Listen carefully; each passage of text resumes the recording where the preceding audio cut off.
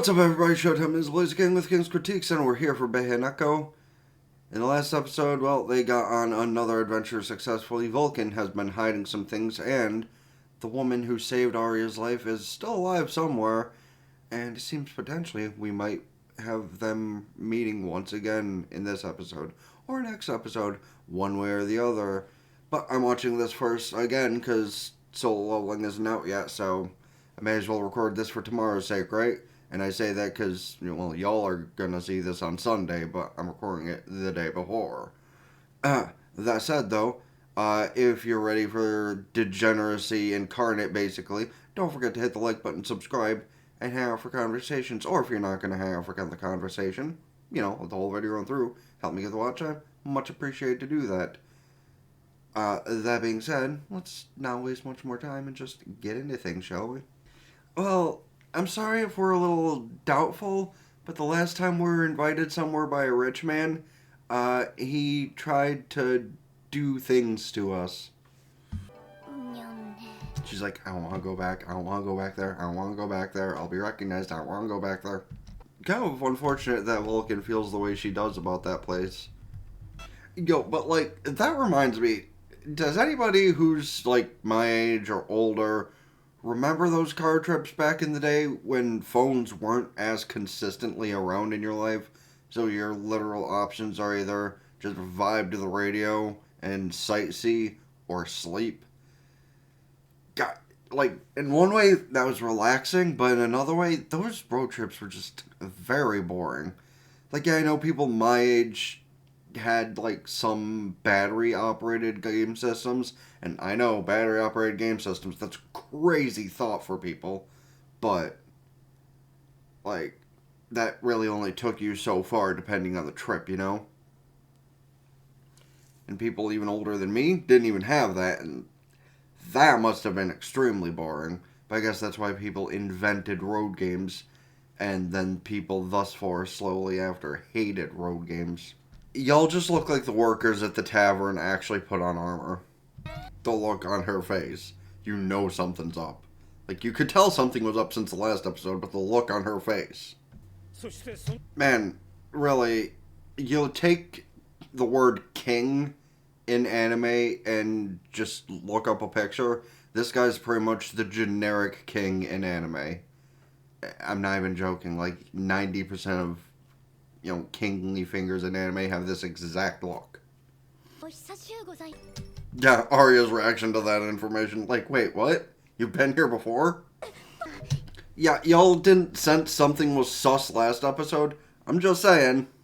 Yeah, you were gonna tell them eventually. That's what they all say, Vulcan. See, her being with the Grand Mage's party makes sense based on her reaction to the information a couple episodes ago.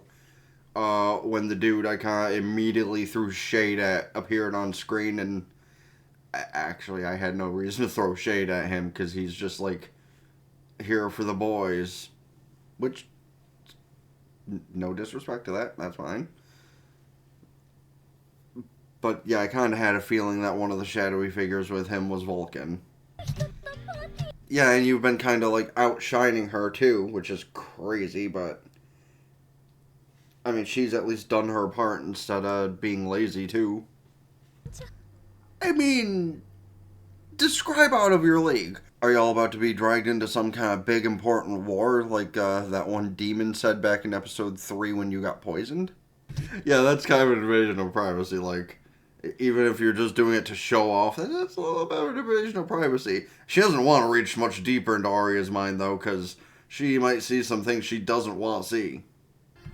Yeah, honestly, though, show just literally went from, hey, let's go on some adventures and fight some bad guys, get some cool rewards, and, be degenerates, to, oh, great, we gotta save the world somehow. Yeah, honestly, that seems about right for this kind of show. But, out of everybody in Aria's party who might be kind of troublesome to be part of the fight, the Fairy and the Dryad might not be great for combat like that, but I'm sure they'll provide some decent support. Probably. Okay, also, I haven't watched much Overlord, but bitch over there just seems like a more tame Sheltier. And I say more tame because I have seen some of the show, and bitch gets crazy sometimes. Okay, no, that might be some pretty good help. A demoness helping out a dryad and a fairy get some training in? That could be intense. Okay, this is where the reunion comes in that the episode was promising. Because who's going to train Aria? There's not really anyone. Who's going to train Aria? The king? No, that couldn't be. He doesn't seem like he's much the type to fight. Wow. The picture that's in the intro. Wonder what that could be prophesizing. Honestly, though, if that is Tama's main form, that's kind of badass. Okay, but really, yeah. Okay, but also to be reduced to a maid after being as strong as she was, who the hell is she serving then? Because that's honestly kind of a downgrade at high key. I mean, granted, the fit is, but the doubt when she said that. An elemental cat. Huh. Right. Yeah, I remember having one of those. Supposedly. Just kind of looks at the painting like, Okay, so she is the one doing the training. Why the fuck is she in a maid outfit, though? I mean, I'm not complaining, but... Bitch is a fucking... yeah. Void pocket of hold... Sure. Whatever the fuck I was trying to say originally. Like, she's just like, alright, give me this weapon. So she is still extremely strong, and that hasn't been changed at all. But I still want to get to the bottom of the maid outfit thing. Like, I visually, there's no problem, but, like, how is someone as strong as that just... Huh? Yeah, honestly, like, that windstorm started sheerly from the amount of power Alisha has, and she visualized herself being stabbed right between the titty through the back.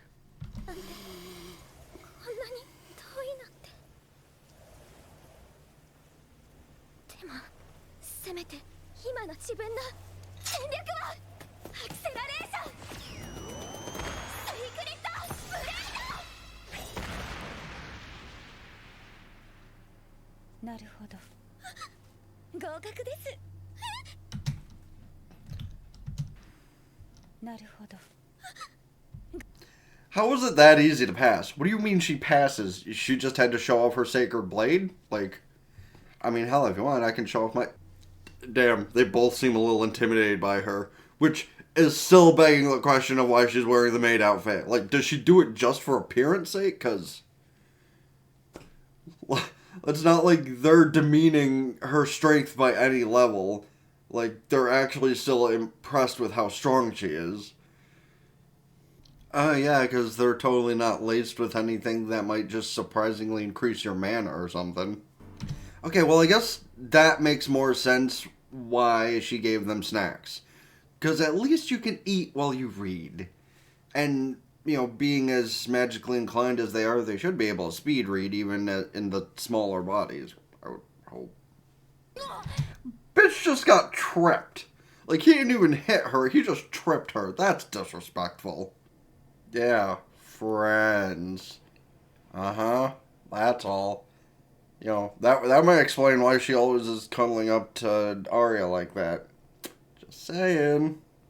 You know, I was about to say something, but that, yeah, okay. I was about to say, well, I guess that explains the maid outfit, and yeah, I guess that explains the maid outfit. Why are elves so fucking lewd? I repeat, why are elves so fucking lewd? Like, Aria really does take after her, doesn't she? Like, the Swordmaster and the lewd. Yeah, okay, honestly, the Grand Mage having a harem kinda adds up. We had to have a proper harem at some point in the show, one way or the other, I guess. But hey, at least it's not something we see consistently that's basically shoved in our faces, right?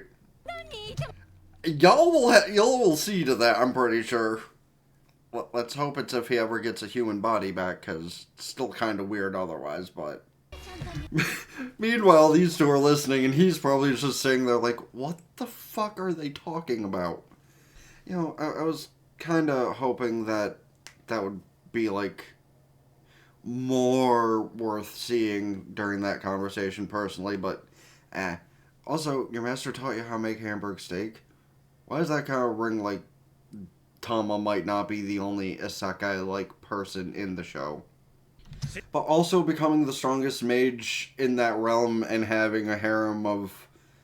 Well, I'm not going to say a harem of hot wives, because, the demoness ain't quite my type, but, like... That's a based opinion from an isekai character. I'm just saying. Though, again, Alisha? So she is fully aware of what he is. Which, that doesn't surprise me based on the look she gave him earlier.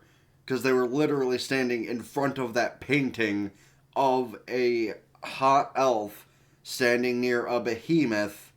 So she probably, just looked at the painting, looked at Tama, looked at the painting, looked at Tama, and went, yeah, this cat's a behemoth. Well, off base, you're probably the strongest one of them there, other than Tama, honestly. And Tama wasn't even strong off base, he just, Kirby'd his way to strength.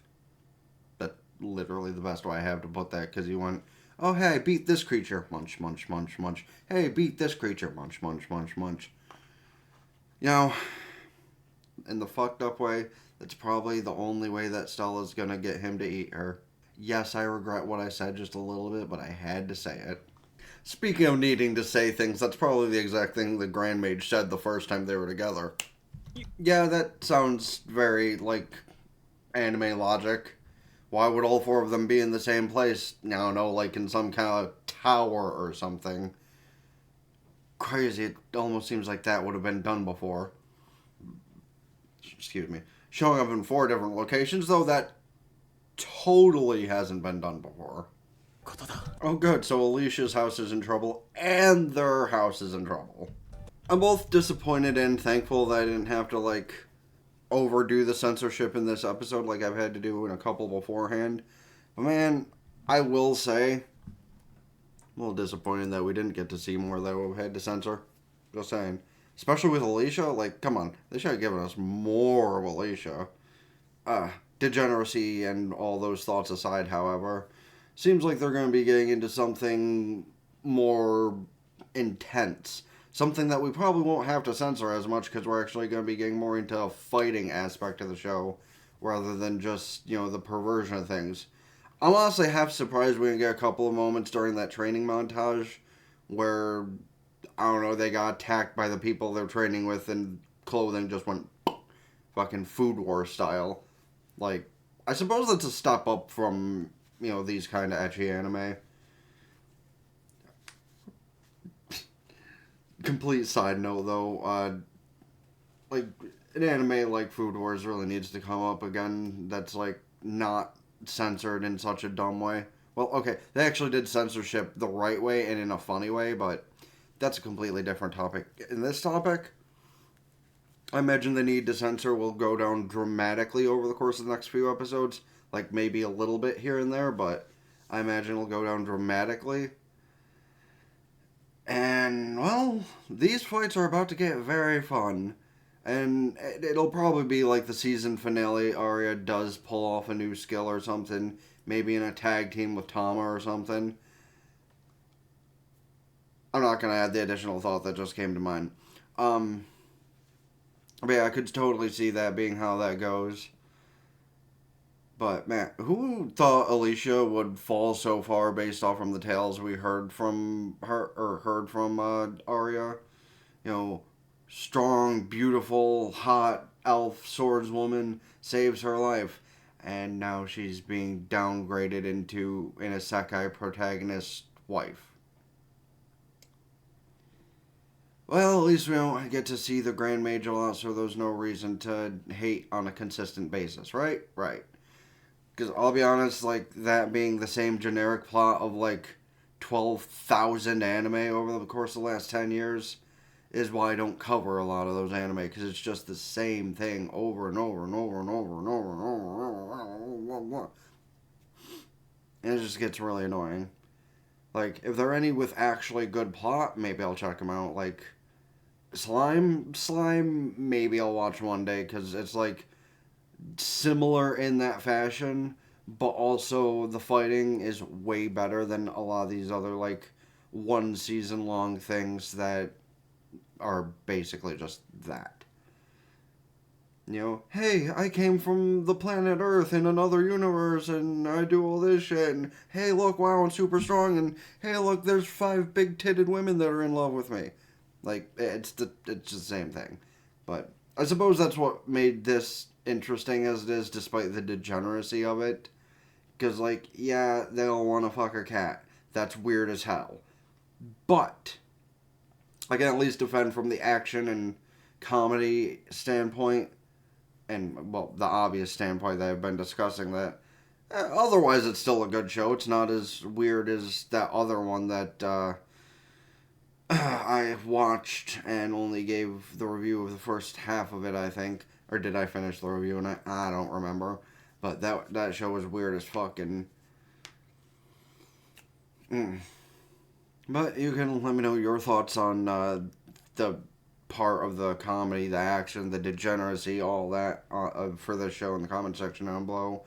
And what do you think is going to be Aria's new skill? Do you think it's going to be just her skill? Do you think it's going to be a tag team with Tama? These are thoughts to have for the next few episodes, but let me know your thoughts on them. Like I said, as well as about any other shows, movies, etc. I should check out this season, next season, or in general. Please don't forget to hit the like button, subscribe to the gaming channel in the description down below. Ring both bells, like Facebook, follow Twitter, TikTok, or Blue Sky to keep updated with things, TikTok, Patreon, where you get the full on-ad visuals and audio, the stuff I upload here. And a go score follow on Twitch. Subscribe there for benefits. Can just go to Twitch Prime for free. That helps me out immensely for the month, but not as much as subscribing to these things would permanently because of my vertacular amount of time I have spent on these things. And I really just want to hit partner on one of them by the end of the year. You know, so feed me ideas of videos here, feed me ideas on the other thing, because I just want to, try and create the content that people want to watch. Oh, at least to the level that my pea brain can figure out. That being said, though, check out the playlists here. Just let them run while you're doing groceries or shit. That helps out a lot, and it doesn't require any effort. Or you can check out the video here that is either the full version of this if you're watching the cut up version, or what YouTube thinks you'll like the most on the channel. That being said, Ben the Blazer King with King's Critiques. Ta-ta for now. Peace.